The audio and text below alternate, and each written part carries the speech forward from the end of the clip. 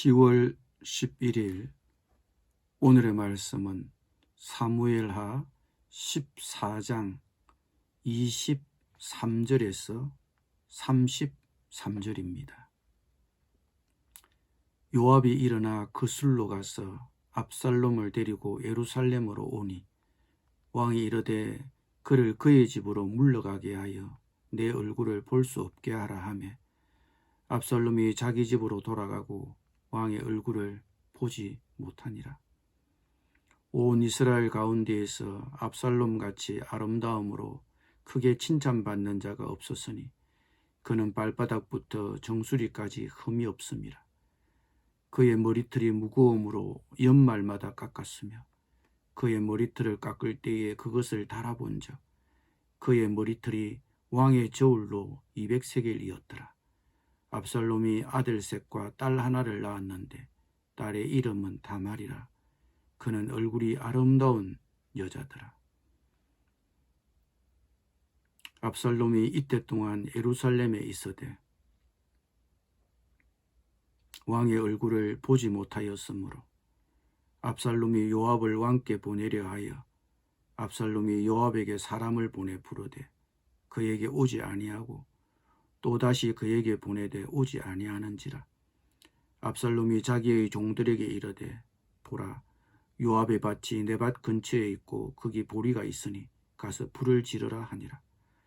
압살롬의 종들이 그 밭에 불을 질렀더니 요압이 일어나 압살롬의 집으로 가서 그에게 이르되 어찌하여 내 종들이 내 밭에 불을 질렀느냐 하니 압살롬이 요압에게 대답하되 내가 일찍이 사람을 내게 보내 너를 이리로 오라고 청한 것은 내가 너를 왕께 보내 아뢰게 하기를 어찌하여 내가 그술에서 돌아오게 되었나이까.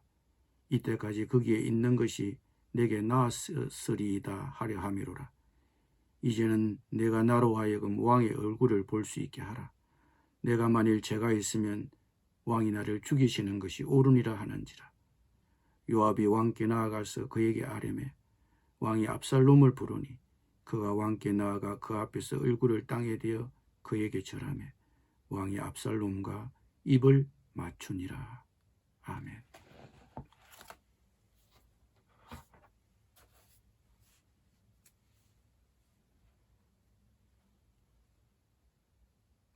(3년) 만에 요압의 기지로 압살롬이 집으로 돌아오기는 했지만 다윗은 여전히 압살롬에 대한 분노와 적이 서운한 마음이 없어진 것은 아니었습니다. 압살롬이 돌아오긴 했지만 그는 압살롬을 보고 싶지 않았습니다. 압살롬이 자기 앞에 나타나는 것을 허락하지 않았습니다. 집으로 돌아오긴 했지만 아버지와 아들 사이의 회복으로까지는 이어지지 못했습니다. 다윗은 압살롬을 피했습니다. 다윗과 압살롬 사이의 공식적인 화해는 그로부터 2년이 더 걸립니다. 25절에서 27절은 다윗과 압살롬이 어떻게 해서 공식적인 화해에 이르는지를 보여주는 이야기입니다. 조금 더 살펴보아야 하겠지만 다윗이 압살롬 문제를 다루는 데 있어서 예나 지금이나 제대로 다루지 못하고 있다는 느낌을 받게 됩니다. 종들을 시켜 암논을 살해했을 때나 집으로 돌아오게 한 지금이나 뒷정리가 깔끔하지 못합니다. 하는 것도 아니고 안 하는 것도 아닙니다. 그런데 실은 이런 것들로 인해 관계가 껄끄러워질 때가 종종 있습니다. 집으로 돌아오긴 했지만 압살롬은 왕을 아련하지 못했습니다. 아, 아버지가 나를 용서하지 않았구나 하는 느낌을 받았겠지요. 그렇게 2년의 세월이 흘렀습니다. 그러나 여전히 그는 왕으로부터 소외받고 있었습니다. 다윗 왕은 계속해서 그를 피하고 만나주지 않으려 하고 그러니 그의 마음속에 짜증이 생겼습니다. 돌아왔지만 돌아온 것이 아닙니다. 사형은 면했지만 그렇다고 살아있는 것도 아닙니다. 집에 있으나 집에 있는 것 같지가 않습니다. 압살롬은 슬그머니 화가 났습니다. 3년간의 망명생활 끝에 집으로 돌아올 수 있도록 묘안을 짜준 요압이 고맙고 받아준 아버지 다윗이 처음에는 고마웠을 것입니다. 그냥 제 나라 자기가 살던 곳으로 돌아온 것만으로도 기뻤을 것입니다. 그러나 그것도 잠시 그에게는 아버지의 따뜻한 정이 필요했습니다. 자신이 잘못되긴 했지만 죽을 죄를 지었지만 아버지와 자신을 보듬어 주기를 바랐습니다. 그러나 인연이 다 되도록 아버지는 무정했습니다. 이럴 것을 내가 왜 돌아왔나? 자신의 처지에 대해 화가 났습니다. 2년 동안 한 번도 아버지 얼굴을 보지 못하고 이렇게 살고 싶지는 않았습니다. 아버지와 단판을 짓고 싶었습니다. 용서가 안 되면 자기를 죽이시든지, 자기를 받아주지 못할 것 같으면 사형이라도 내리시든지, 이대로 무시당하면서 살기는 싫었습니다. 급기야 그는 요압을 초청했습니다. 자기의 문제를 풀어준 요압과 이 문제를 상의하고 싶었습니다. 그런데 요압도 그를 무시했습니다. 2번씩이나 초청을 거절했습니다. 말이 통하지 않으면 행동에 나가는 법입니다. 종들을 시켜 요압의 밭에 불을 질렀습니다. 그제야 요압이 움직였습니다. 요압이 압살롬의 집으로 찾아가서 따졌습니다. 그렇게 따지는 요압에게 압살롬은 자기의 마음을 털어놓았습니다.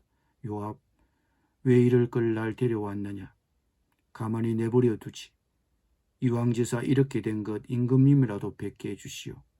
설령 아버지가 내게 죄를 묻는다면, 그래서 죽음으로 죄값을 치루어야 한다면 죽여달라고 해주시오. 그러자 요압은 왕을 찾아갑니다. 그리고 요압은 압살롬을 부르게 됩니다. 압살롬은 얼굴이 땅에 닿도록 절을 하였습니다. 그러자 왕은 압살롬에게 입을 맞추었습니다. 마지못해 한 것입니다. 덩 떠밀려서 한 것입니다. 그러나 너무 늦었습니다. 만나는데 너무나 오래 걸렸습니다. 그럼에도 아직도 다윗은 아들을 향한 마음이 얼어붙어 있습니다. 압살롬을 향한 다윗의 분노는 여전히 식지 않았습니다. 마지못해 압살롬을 만나준 것입니다.